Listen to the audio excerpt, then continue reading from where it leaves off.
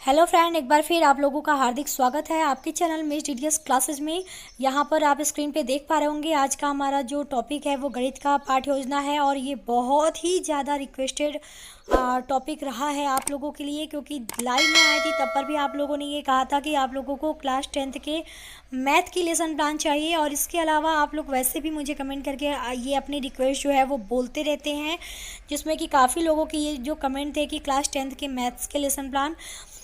तो चलिए आज हम आपके साथ इसी क्लास 10th के मैथ के लेसन प्लान को शेयर करेंगे, और जिसका कि टॉपिक रहेगा द्विघात समीकरण। बहुत ही अच्छा लेसन प्लान है, बहुत कहानी किससे लिखने की ज़रूरत नहीं होती है लेसन प्लान में। आप सॉलिड चीज़ें लिखें, क्योंकि मैथ हमेशा सॉलिड चीज़ों पे ही टिका रहता है। और कहीं ना कहीं हमको जो है वो जो मेन थ्योरी नहीं बतानी पड़ती, एग्जैक्ट जो उसमें जो चीज़ें हैं, किस तरह से आपको इक्वेशन यूज करना है, फार्मूला यूज करना है, ये सब भी ही ज़्यादातर मैथ जो होता है वो बेस्ड होता है। तो इस वीडियो में आपको जो भी आप देखेंगे वो आपको, मुझे उम्मीद है कि आपको काफ़ी ज़्यादा पसंद आएगा। तो वीडियो को पूरा देखिएगा। वीडियो पसंद आए तो वीडियो को लाइक शेयर, चैनल को सब्सक्राइब भी कर दीजिएगा।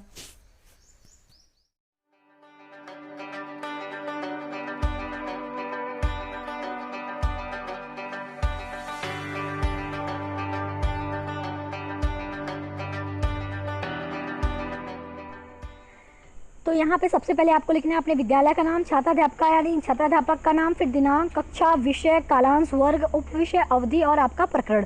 तो कक्षा 10 है, विषय गणित है, कालांश फर्स्ट हमने रखा है, वर्ग ए रखा है, उप विषय हमारा बीजगणित होगा और अवधि हमारी 40 मिनट। प्रकरण आपको पता है कि द्विघात समीकरण है, तो प्रकरण आप लिख लीजिएगा। चलिए आगे बढ़ते हैं अपने समानोद्देश्य की तरफ। तो समानोद्देश्य में पहला है हमारा कि विद्यार्थी गणित विषय के प्रति रुचि ले सकेंगे। दूसरा है विद्यार्थी गणित विषय का उपयोग दैनिक जीवन में कर सकेंगे। तीसरा है विद्यार्थियों की तार्किक क्षमता का विकास हो सकेगा। चौथा है विद्यार्थियों की कल्पना शक्ति का विकास हो सकेगा। ठीक है, तो ये 4 हमने रखे हैं अपने समानोद्देश्य के अंतर्गत।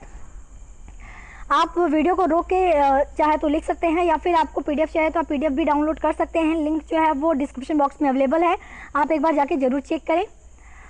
चलिए हम आगे बढ़ते हैं इसके विशिष्ट उद्देश्य की तरफ। तो यहाँ विशिष्ट उद्देश्य में भी आप देख पा रहे स्क्रीन पे, पहला हमारा है कि विद्यार्थी द्विघात समीकरण के बारे में जान सकेंगे। दूसरा है कि विद्यार्थी द्विघात समीकरण के मूलों से परिचित हो सकेंगे।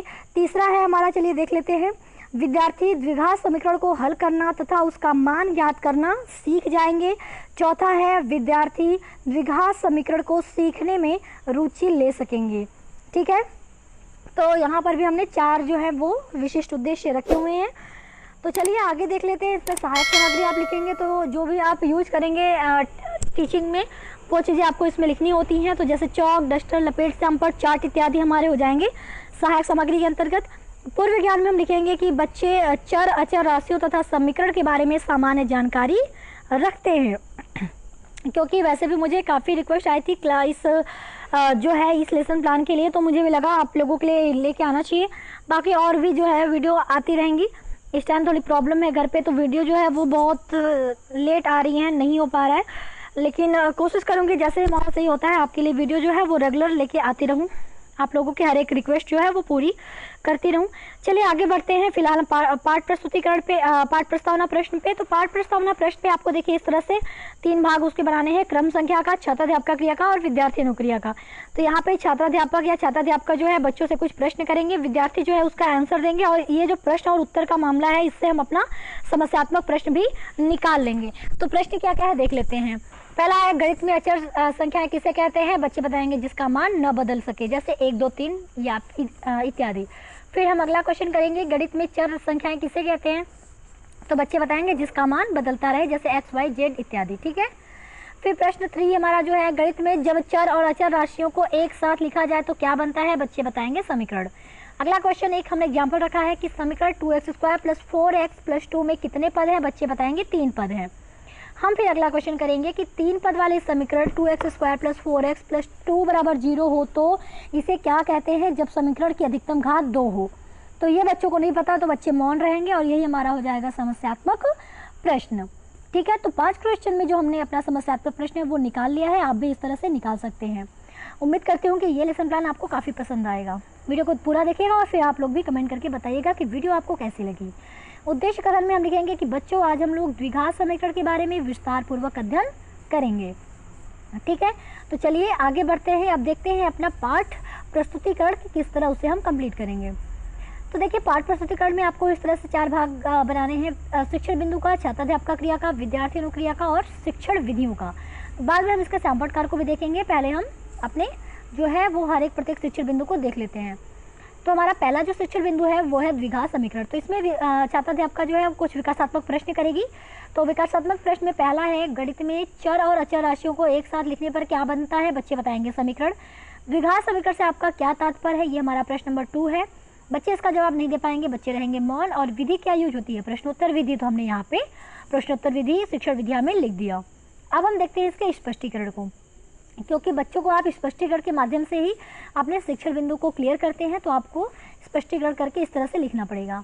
तो इसमें हम लिखेंगे कि गणित में द्विघात समीकरण द्वितीय घात का एक बहुपद समीकरण होता है, जिसका मानक समीकरण ax² + bx + c = 0 होता है। ठीक है, हमने ये बताया कि इसका मानक समीकरण क्या होता है किसी भी द्विघात समीकरण का।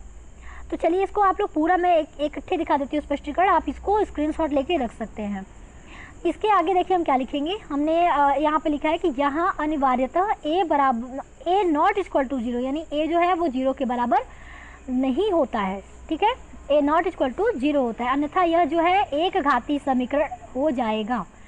अगर हम a की वैल्यू 0 रख देंगे तो ये कैसा समीकरण हो जाएगा, ये द्विघात न होके एक घाती रेखीय समीकरण हो जाएगा। इनका बताने का मतलब यहाँ पर यही है। फिर हम लिखेंगे कि वर्ड a, b, c गुणांक कहलाते हैं। अब कुछ उदाहरण भी है। उदाहरण 2x² + 3x + 5 = 0 तथा 1 - x² + 300, ठीक है, = 0 द्विघात समीकरण के उदाहरण हैं, क्योंकि अधिकतम जो घात है उसी भी हमारा जो है वो समीकरण बताता है कि कैसा समीकरण होगा। इसके आगे हम लिखेंगे कि अर्थात कोई भी समीकरण px = 0 जहाँ पर px घात 2 का एक बहुपद है, एक द्विघात समीकरण कहलाती है। ठीक है, ये हमने बता दिया, आपको क्लियर कर दिया कि आखिर द्विघात समीकरण क्या होता है। विद्यार्थी अनुक्रिया में विद्यार्थी ध्यानपूर्वक सुनेंगे, देखेंगे व लिखेंगे। विधि, व्याख्यान विधि, सैंपट विधि और उदाहरण विधि यहाँ पर यूज होती है। तो हमने ये शिक्षण विद्या के अंतर्गत लिख दिया। उम्मीद करती हूँ कि यहाँ तक आपको एटलीस्ट कोई भी डाउट नहीं होगा। अगर कुछ डाउट होता है तो आपके लिए कमेंट बॉक्स ओपन है, आप कमेंट करके पूछ सकते हैं। बाकी अगर आपको वीडियो अच्छी लगेगी तो प्लीज़ कमेंट करके बताइएगा कि क्या आपको ये लेसन प्लान जो है वो पसंद आया या नहीं। मैंने कोशिश की है कि सॉलिड जो, क्योंकि मैथ जो है वो कहीं ना कहीं प्रैक्टिकल है, चीज़ों पे डिपेंड रहता है, बहुत ज़्यादा इसमें लिखना नहीं होता है, तो इसलिए मैंने एक ऐसा लेसन प्लान बनाया है जो कि आपको भी पसंद आएगा, बच्चों को भी आपको समझाने में भी पसंद आएगा, आपको खुद ब खुद भी समझ में आ जाएगा। दूसरा है द्विघात समीकरण का हल या मूल। ठीक है, ये हमारा सेकंड शिक्षण बिंदु है। इसमें विकासात्मक प्रश्न है पहला, 3x² + 5x + 2 = 0 किस तरह का समीकरण होगा, बच्चे बताएंगे द्विघात समीकरण। दूसरा प्रश्न है, इस समीकरण के हल को कैसे पता करते हैं, बच्चे नहीं बता पाएंगे, बच्चे मौन रहेंगे। विधि, प्रश्नोत्तर विधि। अब आते हैं स्पष्टीकरण पे। तो हम लिखेंगे व्यापक रूप में एक वास्तविक संख्या अल्फा द्विघात समीकरण ax² + bx + c = 0 जहाँ पर a जो है वो 0 नहीं है, यानी a ≠ 0 का एक मूल कहलाती है यदि a² + b + c = 0 हो। ठीक है, हम यह भी कह सकते हैं कि x = अल्फा द्विघात समीकरण का एक हल है अथवा अल्फा द्विघात समीकरण को संतुष्ट करता है। आगे लिखेंगे द्विघात बहुपद ax² + bx + c के शून्यक और द्विघात समीकरण ax² + bx + c = 0 के मूल एक ही हैं। उदाहरण अब देख लेते हैं कि द्विघात समीकरण 2x² - 3x + 1 = 0 हो तो यदि समीकरण के बाएं पक्ष में x = 1 रख दे तो क्या होगा। देखिए यहाँ पर x की जो वैल्यू है वहाँ पर 1 रखेंगे तो जो है देखिए यहाँ पे मैंने रखा हुआ है, तो हमारी जो वैल्यू आई है वो आई है 0, यानी दोनों तरफ क्या हो जाएगा 0 = 0। आपको दिख रहा होगा 2 × 1 का स्क्वायर है -3 × 1 है +1 है = 0। आप जब इसको सॉल्व करेंगे तो देखिए 0 = 0, यानी दोनों पक्ष जो है वो 0 0 आए।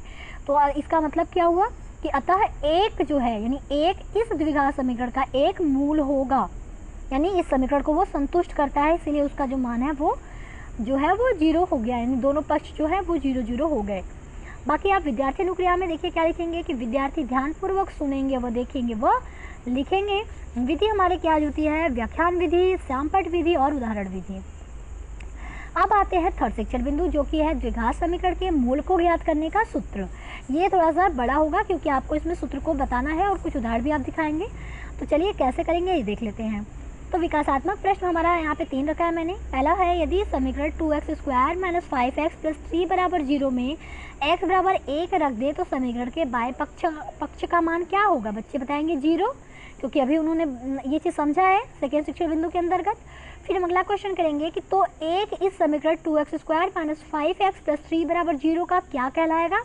बच्चे बताएंगे मूल। फिर हम थर्ड क्वेश्चन करेंगे कि किसी भी द्विघात समीकरण के मूल को ज्ञात करने के लिए किस सूत्र का प्रयोग करते हैं या प्रयोग कर सकते हैं? इसका बच्चों को जवाब नहीं पता, बच्चे रहेंगे मौन। विधि प्रश्नोत्तर विधि यूज हुई। अब आते हैं स्पष्टीकरण पे। तो यहाँ पर हम लिखेंगे कि यदि एक द्विघाती समीकरण ax² + bx + c = 0 के लिए b² - 4ac ≥ 0 हो, यानी जो है वो 0 के बराबर और 0 से बड़ा, इसका मतलब ये होता है। ठीक है, तो समीकरण के मूल x को इस सूत्र द्वारा पता कर सकते हैं। सूत्र क्या है? x बराबर -b + √b² - 4ac, फिर टोटल में अपॉन में है 2a। इसे द्विघाती सूत्र कहते हैं।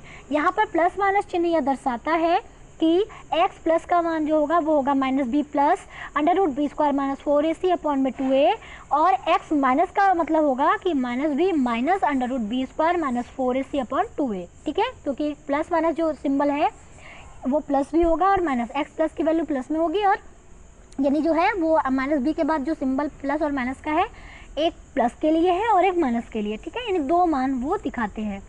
इसमें हम आगे लिखेंगे किसी द्विघात समीकरण के दो यानी ब्रैकेट में आगे लिखेंगे 2 के बाद अलग होना आवश्यक। फिर आगे हम लिखेंगे किसी द्विघात समीकरण के 2 ब्रैकेट में अलग होना आवश्यक नहीं, ब्रैकेट बंद। ठीक है, हल होते हैं।